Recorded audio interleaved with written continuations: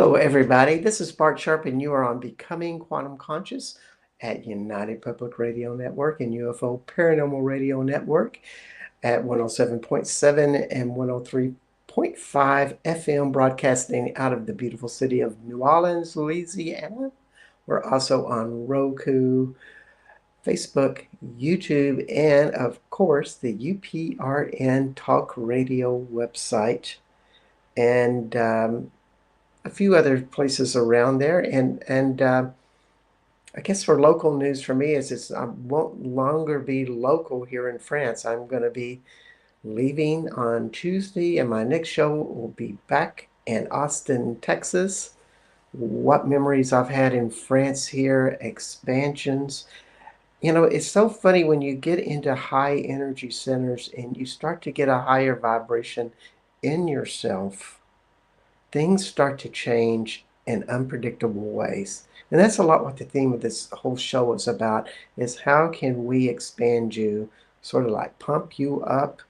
And I try to do it in as many ways as possible. Who wants the same old thing every day? So, and today we do have somebody that I have actually toured in France with and found her to be totally vibrant, sassy, fun, and a lot of other things. Who else could talk about vital Eros but Gina Starbuck? So I'm going to bring her on right now. Hey, Gina. Hi, thank you for having me. I'm so happy to be back. Oh, me too. That's always a pleasure and always fun to have you. Gina and I team with another woman, Elise, on a tour for 8 days. And my goodness, it had this mixture of Eros, fun, spirituality, expansion, and all of these things, and also really good food.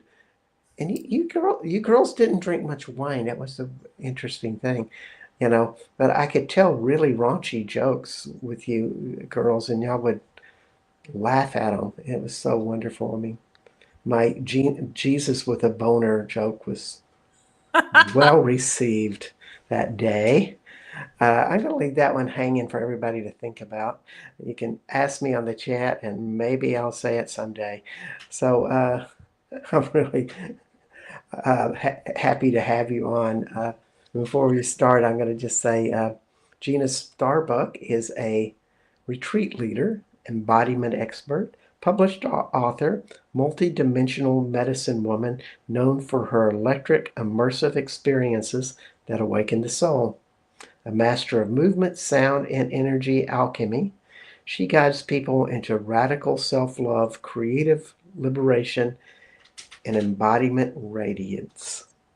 With roots as a world renowned performer and decades of healing mastery, Gina weaves art, intuition, and spirit into every space she holds, igniting deep, transformative, poetic permission and divine remembrance. Wow. Her work is not just healing, it's full body homecoming. Oh, that's juicy. Full body homecoming. Hmm. I just got a chill about it. I It's my own know. bio, but I'm like, oh yes, this is it. Or I mean, that's so much about what consciousness is like releasing all of this junk that's not you and stuff that you've been forced to become and influenced to become in order to make other people happy or just to survive in a lot of cases. And then we go, who are we? And we discovered in a lot of ways, which really comes to the topic of today, vital Eros. Mm. Well, it's kind of homecoming type of thing. So tell us what that means to you, Gina. Vital Eros to me is truly being rooted in sort of the inherent impulse to create life through your own life, right? Like we talk about Eros, the erotic impulse, often as being sexual, and it is. The nature of Eros is very sexual. But if we kind of zoom in a little bit further into the root of what Eros is and where it comes from, to me, it's just the truth that as living, breathing beings who are unique embodiments of God, we might say, we are sort of designed with our lives to create life, to keep things moving forward.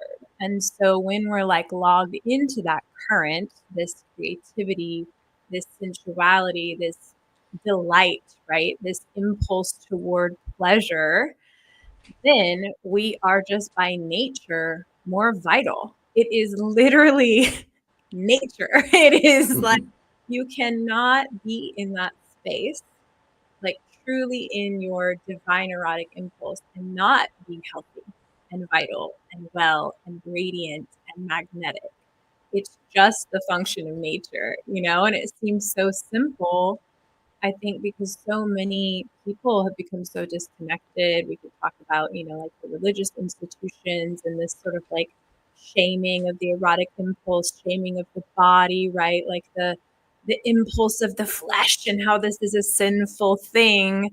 And yet for me, it's like, you know, these bodies for a reason, and we have Yes. these inclinations for a purpose. And if we're not both connected to source, to spirit, to the like multidimensional wisdom that's available to us, and rooted in our true like human desire to just move life forward, to have more, to create more, then we're missing something. We're not operating from wholeness. And so true. I always think about, you know, when we think about our first and second chakra and that sexual energy, it's primary programming. In other words, one of the first prime directives is to procreate the species.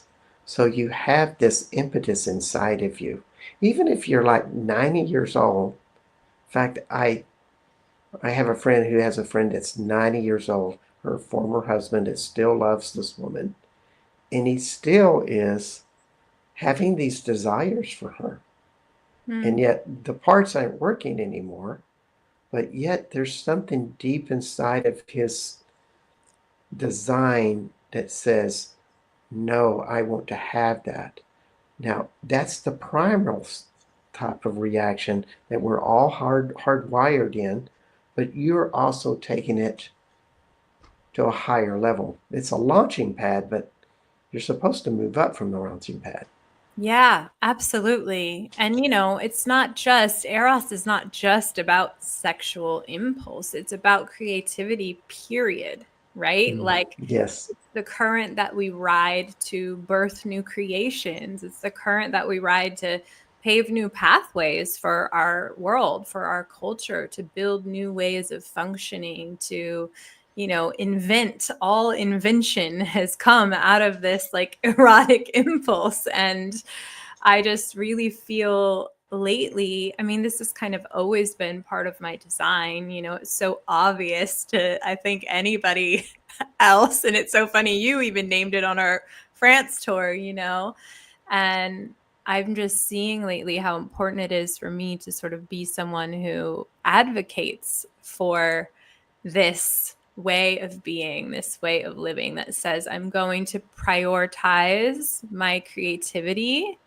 and being really plugged into that current above essentially all else. Because if I don't, I'm not living, you Yeah. know, Yeah. and we've got to live. Like we're here to live. We are here to grow. We are here to thrive. And with that comes the playfulness that you touched on earlier, like, Well, playfulness is one of them, and fun and creativity is another, but also intuition, mhm. sexuality, and power.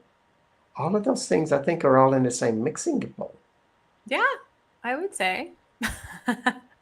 And one may come up really strong for another, but what you teach, and I really see it in your dance. If you're not a Facebook friend of Gina Starbuck, and she does have empty slots. I suggest you get on the move and become her friend because she has some videos of dancing that are incredible. And it's not, it's about vibrancy. Mm-hmm. That's what I see as this vibrant woman going full out. You know, it's a joy of being, and you like to dance, hon. I do. I love it. And I'm so glad that you're speaking to that. I'm also very active on Instagram, by the way, more so than Facebook. Uh-oh, there we go. There we go, folks. That's another place to follow me. It's just at Gina Starbuck. But I have had such a journey with dance and with movement. It's always been my sort of number one creative outlet since the very beginning. I feel like I was one of those kids that was kind of learning to dance as I was learning to walk. And Mm, we all have that in us. But for me, it was very like undeniable. And I spent a lot of years of my life dancing for work, and so you take this thing that's so naturally sacred to you. And it really always has been a way for me to sort of get so connected to spirit that everything disappears. It's like yeah. it's how I get in the channel most of the time. If I'm doing it the way that if I'm doing it the quote unquote right way. But after many, many years of doing it for a career, I sort of like had I don't want to say complete separation from dancing because that's not true, but the relationship kind of shifted and it took a little bit of a turn, and it sort of became this thing that I was doing more kind of in contained environments. But in this last season of life, I had this big awakening, you might say, where I was just like, you know, it's not just a gift for me when I'm dancing, when I'm in that creative channel, when I'm expressing. It truly is a gift for everybody who gets to witness me. And I had this like grief period for a while because I was like, I never stopped dancing, but I stopped for a while sharing it as publicly as I could have. And I was like, oh my gosh, I was like withholding this beautiful gift from Yeah. the world, And so it's part of my offering to the world to share in this transmission. Like it truly is a gift for people to behold me in this space. And I know this. And so I'm just delighted to share it. And we all have those things. We all have those things that when we're doing them, when we're in that channel, anyone who gets the opportunity to see us in that is receiving something beyond kind of what we can maybe put Yeah. words. But to get there, and you don't have to dance, it could be something else, but it has to, I guess the important component, I don't want to say it has to have this, but it is creativity and it's also embodiment Mhm. because it's learning how not to think. Usually when people first like get into art, this is what I saw with college students and my art friends. I hung out with a lot of art snobs at college. And what I realized is that they were just trying to learn what other people learned. They were Mm. thinking by the rules and the techniques, and of course, that was the right thing for them to do. But a lot of times people get stuck in that. They're totally in the intellect, but somewhere you break into that embodied reality where the magic starts to flow. Yeah, Yeah. absolutely. And that's a lot what you promote and coach. Yeah, I would say this is sort of like a foundational element of what I do with people. And it's not more often than not, I'm actually not guiding people into movement practices. I do that, and my work now more so has shifted into frequency, sound transmission. I've always done energy work, but it's like we're Mm-hmm. just zapping. We're like zapping the field, the energetic field, and like the deep cellular parts of people's beings with this like erotic current and with this like really coherent, really healthy, really vital, pure, like just God frequency that it Yeah. naturally like plugs people into that creative life force and naturally puts them in their body. It's almost like a shockwave that I see going through people's system. And no, it's not scary if someone's out there and you want to work with Yeah. me. It's not Yeah. scary. It's just kind of the function of how things are, because it's like it makes almost more sense for me these days to come at it from this like very frequency based place that sort of bypasses the human mind and the need to make it any specific physicality, so that that energy can activate and then people can move forward in their most pure embodiment, because yours is going to look completely differently from mine and somebody else's. Exactly. And I it's looking at life in your body, and we're talking about all of this erotic and using these types of terms, but this isn't physical sexual interaction. You do that with your partner or some like that, or your spouse or your boyfriend, girlfriend, just to make that clear. And as Gina said, this is a God-like energy. And let's not pull any particular names on gods. That's not it either. Mm-hmm. It's a spirit. Well, today I was walking in the woods. I was at Nebius Forest, which is a magical forest of fairies and power spots and all of this stuff. And so there's this vibration moving through me, most of the day. And it is sensual. It feels good. It connects me to my body. And it feels great to be in my body. It feels great to be alive when I'm in that forest. What do? I write.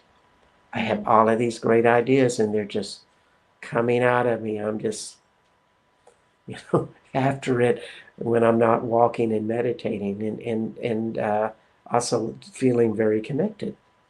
It's such a deep connection. Um, Thoughts come from the body, not the mind. Mm-hmm. Yeah. So when you're doing this energy work or teaching people how to connect, and you're saying you're connecting with God, you're connecting with these types of tools. Mm-hmm. Absolutely. Yeah.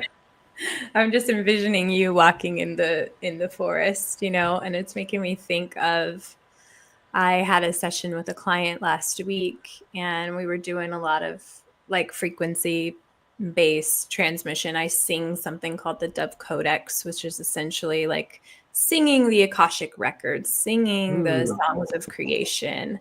Um, and it's a really beautiful, beautiful thing to share.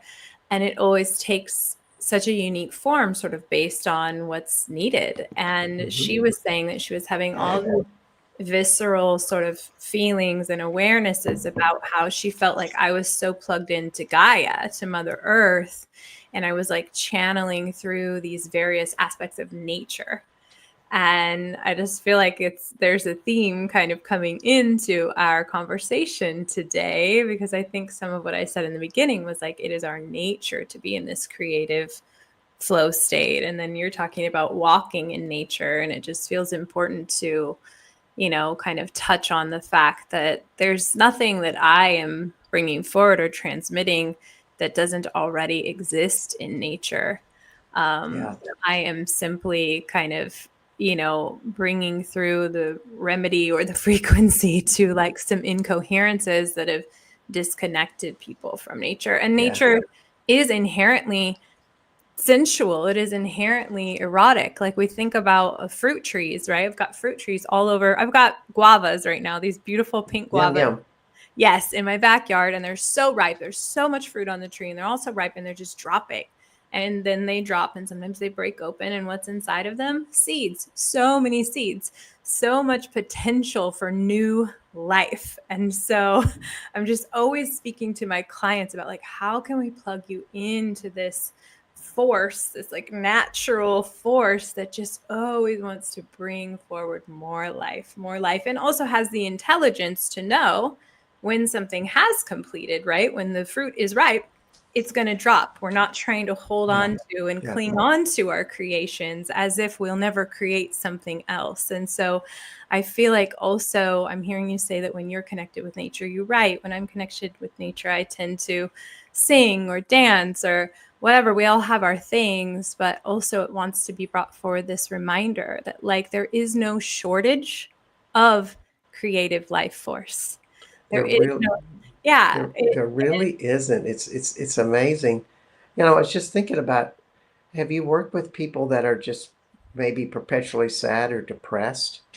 And, you know, they may be successful, may be doing well, but yet they're always saying, something's just missing. Mm-hmm. I have worked with people who are perpetually sad or depressed. Honestly, you know, I have my evolution gene key is the 55th gene key. It's the key of freedom. Oh, the But big one. yeah, it's a huge one. It's very huge for our like collective evolution right now. It's like one of the primary keys sort of moving us all forward. But the shadow of that key is victim, like victimization. And Mm, people who have this key in like a, you know, one of your like sort of bigger placements, like myself, do have a tendency to sometimes drop into this like unexplainable melancholy. Like this, just like, yes. oh my God, it's like the deepest sadness you could ever imagine. And I actually, if I'm being honest, just came out of one of those. Like I had a few days, we went to a wedding this Saturday, and my life partner and I of 10 years are currently separated, but we're like figuring out what's next. Do we part ways? Do we come back together in a new state? We have a child together. It's very complicated, right? We went to this wedding. It brought up so much for me. And I just really dropped into this almost like I might call it depressive state. And I use that term lightly because I know that there are people out there who have actual like diagnosed clinical depression. And that's Right, not right. what this was. Um, but yes, I have worked with people like that. And you know, it's wild because sometimes the process, the journey of sort of like, I just see everything as whether it's a depressed state or a lot of like suppressed anger or rage, or there's so many things that we deal with that take us kind of off course of being really in flow, right? Hmm. It's like there's always like everything in nature seeks balance, right? And I would call like a depressive state out of balance. It's almost like a note on the scale that's like a Yeah. little bit flat, right? So sometimes we have to bring something in that's a little bit sharp to Yeah. balance out that flat note. And everybody's journey is different. Some people are, you know, they've dealt with it for decades, and we have one session together and something just clicks. And then it's like, oh, Yeah. my whole life has changed. Some people need more time, like a more Yeah. gentle sort of rebalancing process. You know, but I really do feel this kind of collective because also we know, like I touched on, the 55th gene key is moving us forward. I can feel like sort of, I don't want to say everybody because that would be crazy of me to say I know Yeah. what's Yeah. true for all of humanity, but many people right now are actually having those sort of flatter notes, those depressive states, those maybe what we might call like freeze impulses in the nervous system, where like everyone's being asked to thaw out, you know. And I do see depressive states or depression or those kinds of things as that. It's like frozen, it's frozen energy. It Yep. just Yep. needs warmth. It needs warmth so it can become water and it can start to flow again.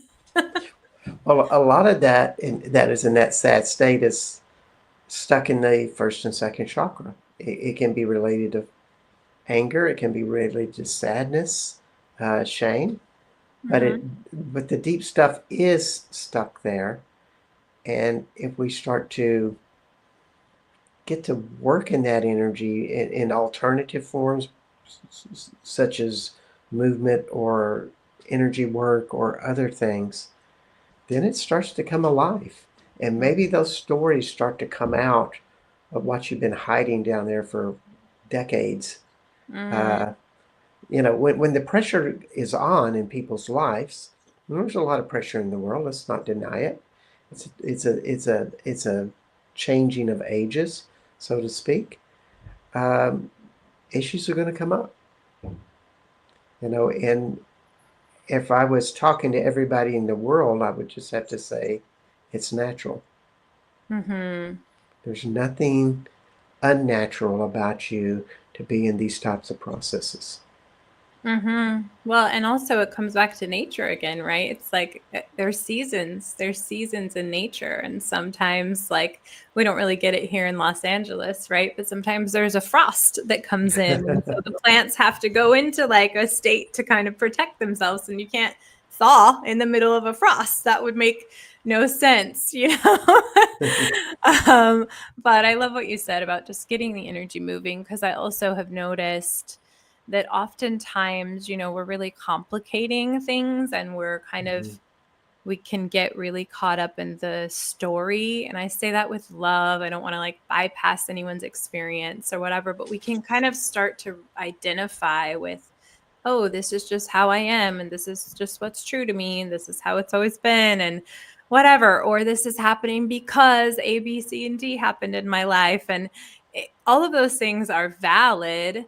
And at the same time, like, I feel like a lot of getting to the other side of that and kind of getting back into your vitality and your flow is just giving these things a place to go. That's why movement is so powerful, or like using the voice is powerful.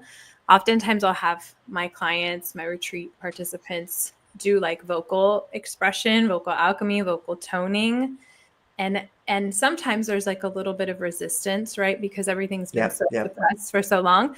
But as soon as I give them a place to send it, like I'll say, send it to the furthest star you can imagine, or yep. send it down to the core of the earth, or whatever, send it to the sun, let it be burned up. It's like there's something about the psychology of knowing, oh, this energy has like an actual place to go. Or sometimes I'll say, give it to me, like give it to my hands. I will dispose of it, I will recycle it, and something clicks. So I would just also say, if there is anybody here who's moving through that, first, like what Bart said, like it's not wrong or bad. It's all part of the human experience. And It, see where these things can go. Like, what is your outlet? Where can you send these things? Where can you place these things? yeah. Where can you get them out of your system? And a part of that is that you identify what it is that you're addressing and feel it in your body, and then, exit stage left. And you use a technique to make that happen, just to kind of uh, finish that thought, or at least that's Mm-hmm. how I see it. Um, and we are kind of at midpoint of the show, and you are on Becoming Quantum Conscious, and my guest today is Gina Starbuck at GinaStarbuckCoaching.com. And my name is Bart Sharp, and this is United Public Radio Network and UFO Paranormal Radio Network at 107.7, 103.5 FM out of New Orleans, Louisiana. Uh, yeah, this is kind of one of those situations where one of the big problems of the day is people are so much in their head that they cannot feel themselves. That head body separation. Mm-hmm. And, they're trying to use their head and they're forcing things through. They think that, effort and force and work and pushing get the job done. Thinking, overthinking. If I think enough, that answer will pop up. And what would you offer to somebody if they had that in them and you sensed it in them and they say, damn, I'm just stuck, Gina? Mm. Yes. Well, first of all, I have been there, as deeply devoted as I am to embodiment. I actually do have a very sort of like powerful intellect, we might say, a Mm-hmm. very active mind. I am a big thinker, Um, and what has worked for me, I mean, there's always a myriad of ways we can like address these things. But what has tended to work for me and my clients, my people that come to me, and especially lately, because lately I've been working with a lot of women in business, like very high functioning women who have sort of had to take on a little bit more of these, like what we might call masculine qualities, these like logical, linear ways of being. I feel like step one is actually not trying to fight this overactive mind or push it away or make it bad or wrong, but rather what I was encouraging a client to do actually just a few days ago was invite it in like a lover. Like, what if we could imagine the mind and the body, these two aspects of your nature that have been kind of at war with each other, where the mind has been very dominant? What if we just invite them into this space and we just let them kind of dance together and just start having a conversation? Okay, how does that feel? Okay, what if they come a little bit closer?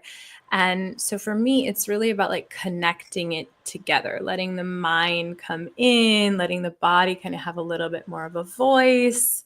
And then if we can just let them coexist, that usually alleviates a lot of the pressure. And then the body will kind of take over, because the body is actually designed to do that, right? That like the wisdom of the body is, I don't want to say it's stronger, but it has more movement to it. It has more fluidity. And so yeah, it's just almost like letting, like if we were really looking at it as a dance, right? Like Yeah. letting the body lead, like just changing positions. Sometimes I even have them visualize that. Like if the mind's over here, the body's over here, and we're doing the dance. Okay, what happens now if we just flop positions? Yeah. How does that feel?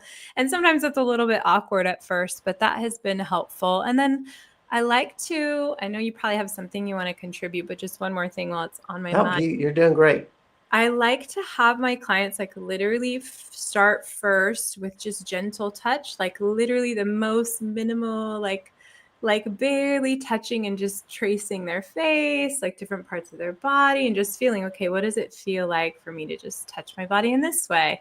And then we play with like stronger pressure. What does that feel like? And we just do different sensations. I have them do like pinching. I have them do like, this kind of tapping stuff. And it just kind of like naturally your physical cells start to light up and wake up, like those nerve endings in the body are going like, oh, I'm getting attention now. And that sort of opens the space too for the body to have more of a voice. It is, because I mean, I keep on thinking of my college teacher saying, yeah, it's kind of like you go to a shower and that big idea pops in your head because you're finally not thinking about it, and you're guiding yourself away to get in touch with that power with those exercises. Yeah, And yeah. And it can get so much deeper. it can. Yeah. I think that's part of it too. It's like, was it Marianne Williamson or something that said like, oh, I'm totally going to butcher this quote, but it was like something about being afraid of our own power. I don't even know exactly what the quote was. But as you were saying what you were saying, it's like I do feel like we're also collectively kind of recoding this just fear that we have had collectively of what it means to actually truly be embodied, logged on, connected to spirit, fully in our gifts, and not be giving our power away to some guru or some, Yeah. political figure or some whatever, right? It's like, what does it actually mean if I'm like all the way here, all the way online? There's responsibility in that. And, I think that's part of it too. Well, it just brings up this thought. It's like, how many are really good teachers or spiritual teachers, and also personalities that you really feel like you trust? They feel well embodied into their body, and you would just maybe, if you could feel into their world and get who they were, that they had a strong sensual side. And it might not be that they're a great lover or anything. It could be that their sensuality is in painting, or when they go out and play tennis, they just have a certain flow to them because they are so in touch with their body, with that, but they have that embodiment connection in some way, shape, or form. And Mm-hmm. and those that don't have that, you just kind of wonder, well, you know, you know, how do they put all of this stuff together? I mean, because there is that, people having the right body parts or the right face or the right mind or, the right physical mind tools, but they have none of that. And I don't, just personally, I trust them less. Mm-hmm. I like to think that somebody that's connected deep inside of their body is going to have that intuition and natural power that I could trust.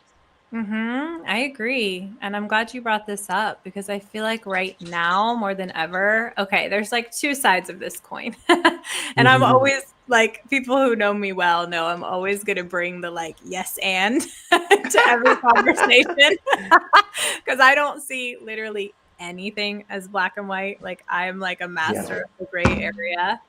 But on one, I think, okay, first, I'm going to touch on this first piece. And I feel like it's only effective if you can have really profound discernment and you can actually understand and know how to operate with this energy. But you can absolutely learn from a teacher who's not as embodied. It depends on what you're learning, right? Maybe somebody Yeah. is like masterful at money or stock trading or whatever, and you're interested in learning that.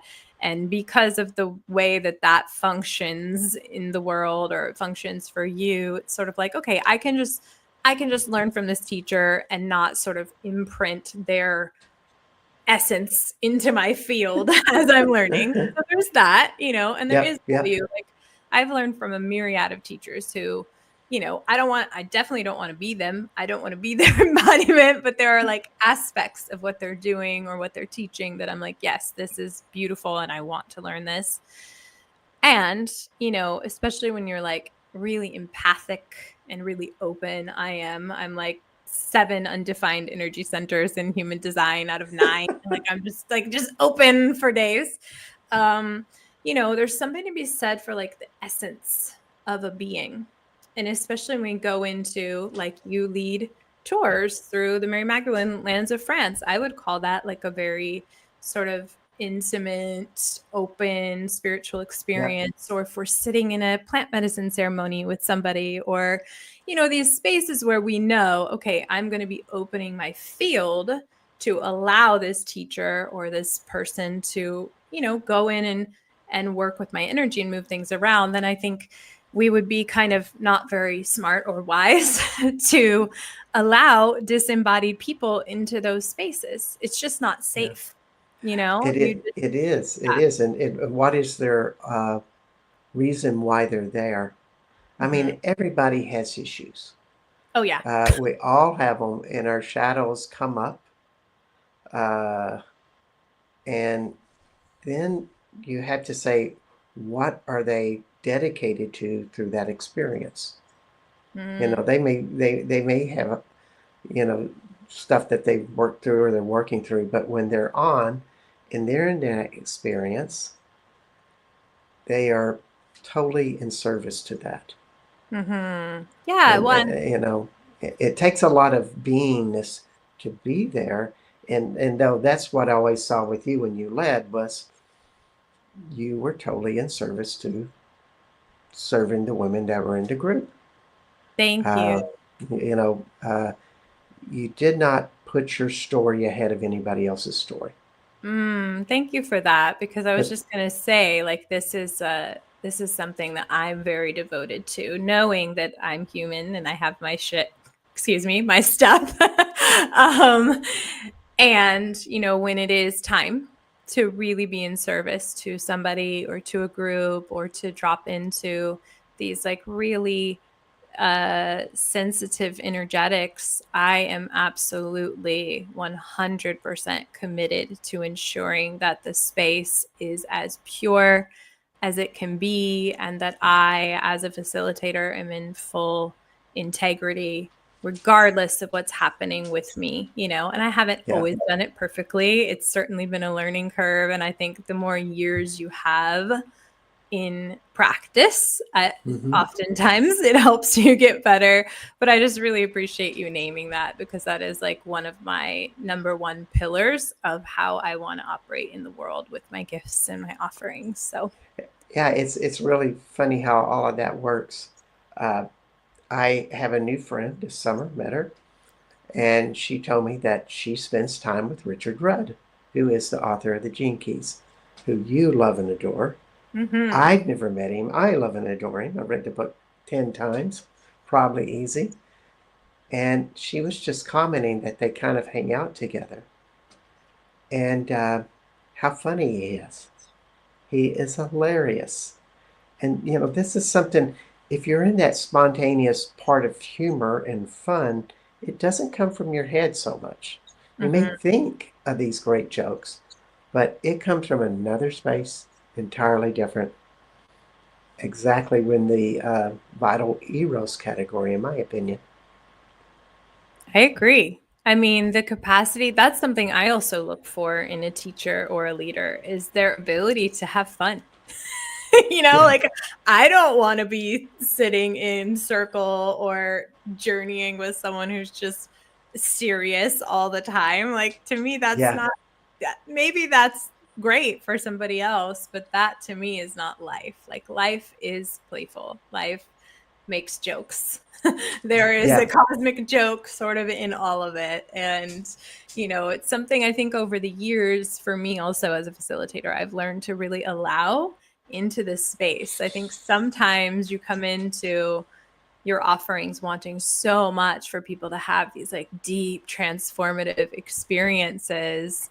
And so you want to sort of, I don't want to say, you want to like curate things so perfectly, you know, that like you give them Hmm. what they need in this like pretty perfect little bow. But honestly, most people don't want or need that. They want like Yeah, the full spectrum of the human experience in their transformation. they do. And just to give another clarification, this is an ageless consciousness. A lot of times when we are younger, we have this bigger than life that can be joyful, that can be all of these things, and the hormones are all a part of that. And you have so much energy. When you turn 40, 50, 60s, it starts to change, but those elements still can be there. They just don't have hormones, so to speak. There's many hormones. And Well,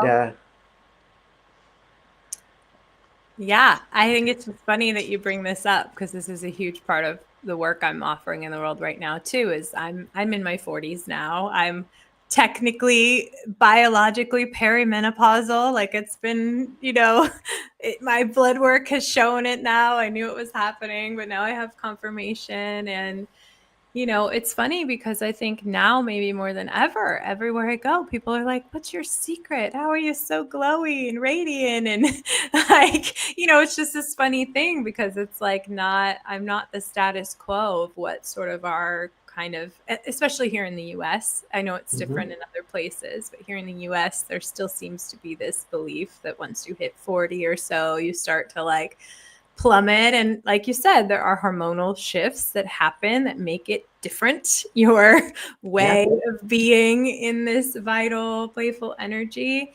But for me, it's been an opportunity to go, okay, how can I prioritize this more? How can I double down on my passion, on my vitality, on my radiance and joy? And that choice for me has been hands down, like, you know, people come from all over the place asking for spiritual wisdom. And I'm like, you know, if I can give you one thing, it's like double down on your joy, period, Mm.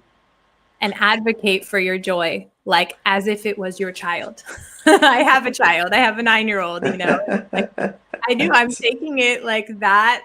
I don't want to say seriously, but I'm that committed to it, you So know? everybody has a different viewpoint of what joy is. So can you just kind of give us a definition or examples of what that is?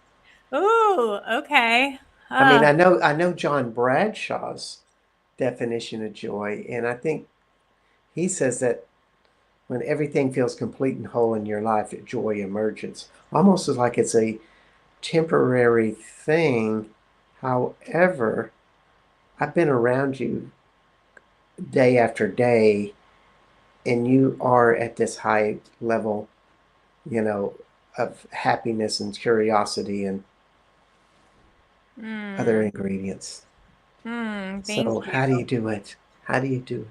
Whew, this is a great question. How do you promote it? How do you teach it? I uh, I just want to say again, it's like it's a choice. Like I am, and I've been really in this conversation with myself coming out of this last few days, like I had shared, where I was feeling really down and sad and melancholy. And it's just a choice. I'm choosing to not sort of bypass or, you know, make any sadness I'm feeling or confusion or whatever, you know, make it wrong or bad or ignore it. I'm not ignoring those things or pushing them away, but I'm just like remembering like this is my design. Like I didn't come here on a soul level to suffer to the ends of the earth. Like maybe maybe for a season we did, you know, we are sort of coming out of, we're in a whole new era, and I feel like we are coming out of the era of having to grow through suffering. That doesn't mean we will never grow through suffering. If the pain is there, we can grow through it. Mm-hmm. And I just feel like I'm sort of on this, without making myself like better or whatever, I feel like I'm sort of on the forefront of this new wave of life that's just like we're choosing to grow in a different way now. Mm-hmm. And I can let my pain, my grief, my sadness, my anger, my fear, my frustration, whatever, I can let it be a part of the whole, but I'm going to keep choosing wholeness. And I know that in my wholeness, I'm inherently joyful, just like the sunflower seeks the sun, right? It's Yep. always just like any seed that's growing into new life. It's reaching its roots down into the earth, into the foundation. It's reaching its like, you know, essence up. This is just my choice. I'm just like, I just have to do it. My joy is rooting down and reaching up. So, yeah, I love it. And also, if you have something like anger show up, so much of the older paradigms is like, well, I'm angry or I'm fearful, and therefore my whole life stops. Mm-hmm. And you're going, no, we keep our focus there, and we totally acknowledge that we can have room for both. Yeah, well, and it makes things more rich. Like I've been thinking about this a lot with my dancing because when I had my daughter who's now 9, I had a lot of trouble with like her birth was very traumatic for me and I had health issues. We may have touched on this on the last episode, but my healing at that time really, I made a choice, but also I think life required this of me. It's all perfect. I sort of like I did my healing kind of in private, if you Mm. will. Like I wasn't completely alone. I had support, but now so you don't know this, but I had a pregnancy loss earlier this year, Mm. alongside a separation of my partnership of 10 years and just a slew. I mean, it was just like thing after thing. Like it felt like for a little while, life was like beating me down. Um, and I'm still recovering from that, you know, physically, emotionally, spiritually. There's been so much grief and anger and just all kinds of things. And, you know, physically, my body has been different. I've had some extra weight on my body, things like that. Things that when you were a professional dancer for 20 years, when you go out in the public, you feel, you know, I feel that I'm heavier. I know I'm carrying this grief and moving through this grief. But spirit has been so clear with me like, Gina, this is your season for healing out loud, healing in the public, and showing people that imprint, like what I was talking about, the essence of our teachers, right? It's like I go into these spaces now, I share on social media, I'm in these classes, and I'm not trying to pretend like I don't have anger or grief or pain or sadness. I'm just saying I have that, and I'm still here, and I'm still choosing to be all of me. Yeah. And people notice. Like, not everyone knows me directly, but it's like everywhere I go, people are just like, what is it that you're doing? And I'm like, I'm holding all of it and I'm letting all of it be okay. And I'm not trying to hide away like any part of me. I'm just bringing it all. I'm bringing it all to my art. I'm bringing it all to my erotic impulse. So it's Indeed. been really powerful for me. Public and private meet together in authenticity. And you just put it out there. We want to say hi to James here. Thanks for tuning in, James.